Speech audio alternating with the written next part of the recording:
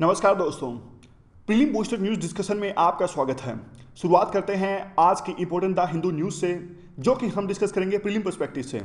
सबसे पहले है इन्फॉर्मर स्कीम। उत्तर प्रदेश सरकार के द्वारा चलाई गई ये स्कीम है। ना सिर्फ उत्तर प्रदेश में बल्कि पूरे नॉर्थ इंडिया में सेक्स रेशियो काफ़ी कम देखने को मिलती है। इसके लिए वैसे तो कई सारे रीजंस रिस्पॉन्सिबल हैं, लेकिन एक जो मुख्य कारण रिस्पॉन्सिबल है PCPNDT 1994 एक्ट के इंप्लीमेंट होने के बावजूद आज भी कई सेंटर्स, कई डॉक्टर्स ऐसे हैं जो सेक्स डिटरमाइन करते हैं और बाद में फीमेल फोर्टिसाइड जैसे कुकृत्यों में संलिप्त पाए जाते हैं। तो उत्तर प्रदेश सरकार ने राजस्थान गवर्नमेंट की तर्ज पर यह स्कीम चलाई है।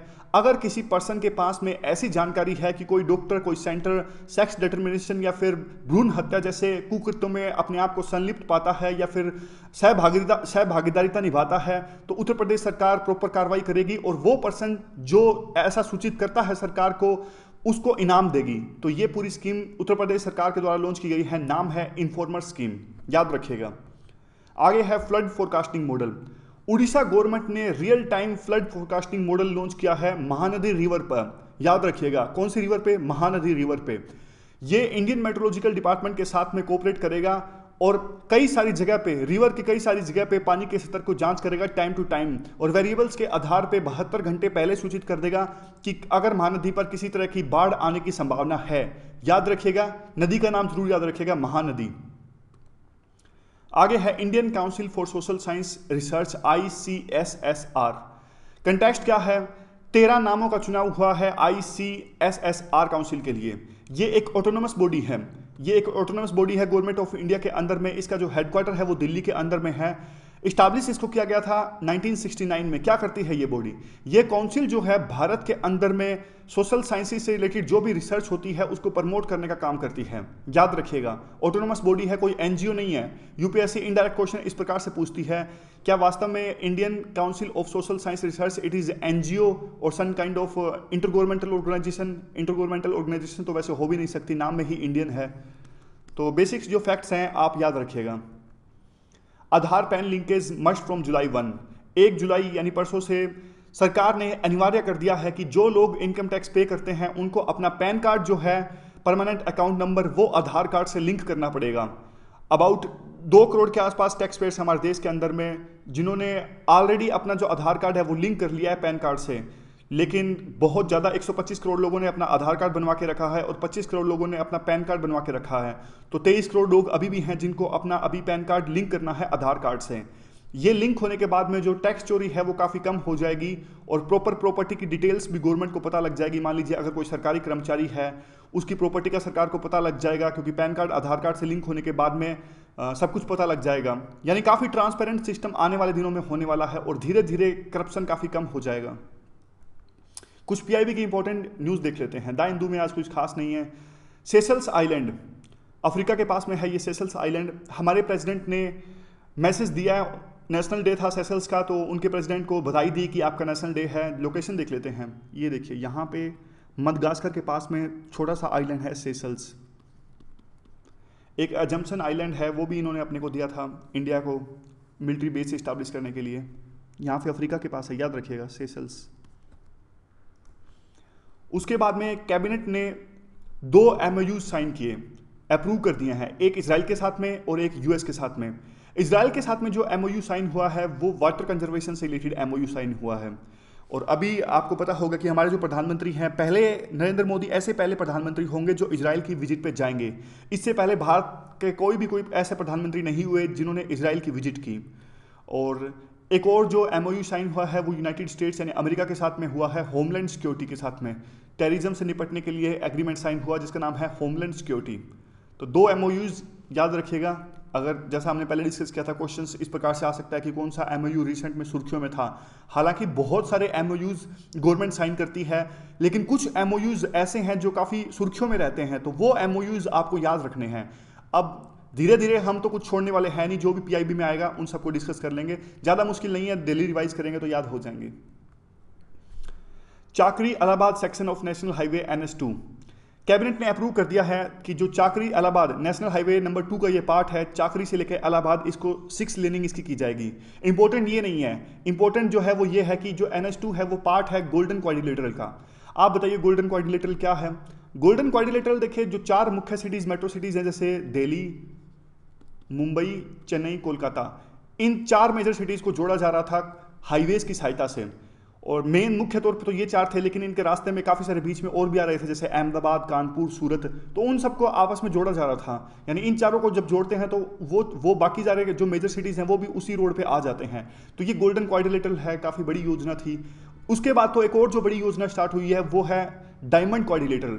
डायमंड क्वाड्रिलेटरल रेलवे से रिलेटेड है, आपको उसका बताना है कि क्या है डायमंड क्वाड्रिलेटरल योजना, आप बताइएगा नीचे कमेंट की फॉर्म में। और उसके बाद में ये जो 6 लेनिंग की जाएगी वो हाइब्रिड एन्यूनिटी मोड की सहायता से की जाएगी। क्या होता है ये हाइब्रिड एन्यूनिटी मोड, थोड़ा सा मैं आपको बता देता हूँ, काफ़ी इंटरेस्टिंग है ये। आजकल तो गवर्नमेंट जो भी नए प्रोजेक्ट्स या फिर इंफ्रास्ट्रक्चर का डेवलपमेंट कर रही है वो इसी मॉडल की सहायता से कर रही है।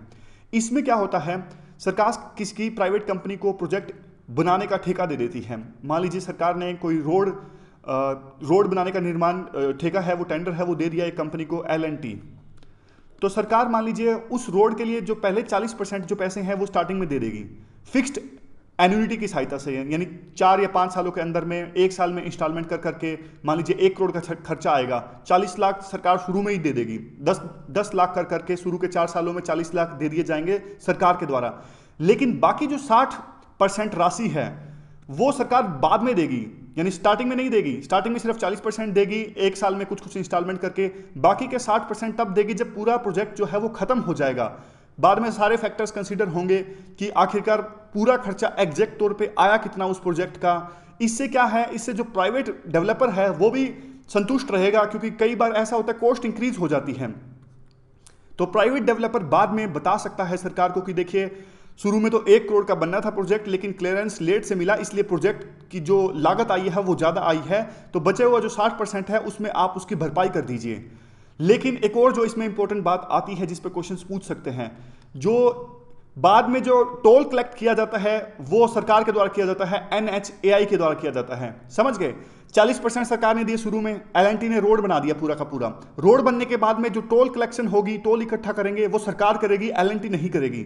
तो बाद में सरकार को सौंपने के बाद में सरकार 15-20 सालों में धीरे धीरे करके वो 60% जो बची हुई राशि है L&T की वो दे देगी। ये है हाइब्रिड एन्युइटी मॉडल। काफ़ी सारे फायदे हैं इसके जो हमने अभी डिस्कस किया, कि शुरू में फंड्स की कमी नहीं होती प्राइवेट कंपनीज के पास में, वो स्टार्ट तो कर देते हैं, कम से कम 40% तो मिल जाता है।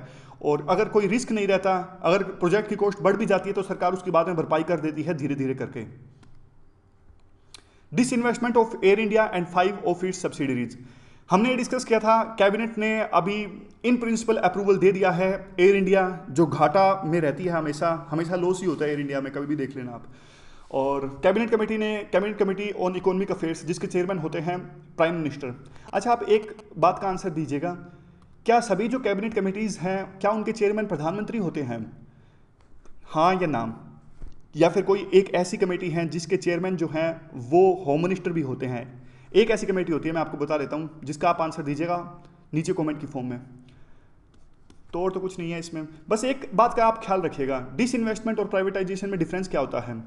डिसइन्वेस्टमेंट तो ये होता है कि देखिए मान लीजिए 100% हिस्सेदारी है सरकार की किसी भी कंपनी के अंदर में, अगर सरकार कितनी भी हिस्सेदारी बेच दे लेकिन मेजर स्टेक होल्डर है वो सरकार ही रहे, तो ये होता है डिसइन्वेस्टमेंट। मान लीजिए 20% बेच दिया, 30% बेच दिया, जितनी भी बेच दे, लेकिन फिर भी जिसके सबसे ज़्यादा शेयर्स हैं उस कंपनी में सरकार ही रहे, तो वो हो गया डिसइन्वेस्टमेंट। तो प्राइवेटाइजेशन क्या होता है? प्राइवेटाइजेशन ये होता है कि सरकार इतने ज़्यादा शेयर्स बेच दे उस कंपनी के अंदर में कि सरकार मेजर स्टेक होल्डर ना रहे, कोई दूसरी जो एंटिटी है वो मेजर स्टेक होल्डर रह जाए, उसके शेयर सरकार से भी ज़्यादा हो जाएं, तो वो चीज़ होगी प्राइवेटाइजेशन। फिर मैनेजमेंट में उस एंटिटी जिसके शेयर सरकार से भी ज़्यादा है उसका ज़्यादा बड़ा मेजर रोल रहेगा। तो ये डिफरेंस होता है प्राइवेटाइजेशन के बीच में और डिसइन्वेस्टमेंट के बीच में। डिसइन्वेस्टमेंट में कितना भी शेयर बेच दे सरकार लेकिन फिर भी मेजर स्टेक होल्डर रहेगी, लेकिन प्राइवेटाइजेशन में शेयर बेचने के बाद में सरकार जो है वो मेजर स्टेक होल्डर नहीं रहेगी, कोई दूसरी जो एंटिटी है वो मेजर स्टेक होल्डर बन जाएगी। वोटर रजिस्ट्रेशन रिमाइंडर, इसमें तो कुछ खास नहीं। इलेक्शन कमीशन जो है वो फेसबुक के साथ में करार किया है इन्होंने। पिछले काफ़ी दिनों में आपने देखा होगा कि इलेक्शन कमीशन काफ़ी सारे कैंपेन्स चला रहे हैं। कि ज़्यादा से ज़्यादा जो मतदान हो, ज़्यादा से ज़्यादा लोग अपना वोट बनवाएं जो एलिजिबल हैं। फिर उसी कैंपेन के तहत में सरकार ने अभी फेसबुक के, सरकार मतलब इलेक्शन कमीशन, यहाँ पे इलेक्शन कमीशन ने फेसबुक के साथ करार किया है कि जिन लोगों ने जो अभी भी एलिजिबल हैं लेकिन अभी अपना वोट नहीं बनवाया है, वो अपना वोट बनवा लें। फेसबुक पर यह कैंपेन चलाया जाएगा पूरे देश के अंदर में, इसीलिए इलेक्शन कमीशन ने फेसबुक के साथ में एक करार किया है। तो आज कुछ खास बहुत ज़्यादा इंपॉर्टेंट न्यूज़ नहीं है, देख लेते हैं, रिकैप कर लेते हैं क्या क्या हमने डिस्कस किया। शुरू में हमने डिस्कस किया इन्फॉर्मर स्कीम जो यूपी गवर्नमेंट के द्वारा चलाई गई है, फ्लड फोरकास्टिंग मॉडल महानदी नदी पर, और Indian Council of Social science and research एक ऑटोनोमस बॉडी है, दिल्ली में इसका हेडक्वार्टर है, 69 में इस्टाब्लिश किया गया था। मकसद है सोशल साइंस को प्रमोट करना। आधार कार्ड को कंपलसरी हो गया है लिंक करना पैन कार्ड से। पीआईबी में हमने डिस्कस किया सेशल्स की लोकेशंस, कैबिनेट ने अप्रूव कर दिया है एमओयूज वाटर कंजर्वेशन का इजराइल के साथ में, और दूसरा यूएस के साथ में होमलैंड सिक्योरिटी से रिलेटेड। चाकरी Allahabad section of national highway 2 पे बनाया जा रहा है हाइब्रिड एन्युटी मॉडल से। आपको ये बताना है नीचे कमेंट में डायमंड क्वाड्रिलेटरल क्या है। Disinvestment of Air India and 5 of its subsidy discuss किया। Voter registration reminder election commission ने एक करार किया है फेसबुक के साथ में, वो भी हमने डिस्कस किया। तो आज के डिस्कशन में बस इतना ही। Thank you, thank you, thank you, thank you.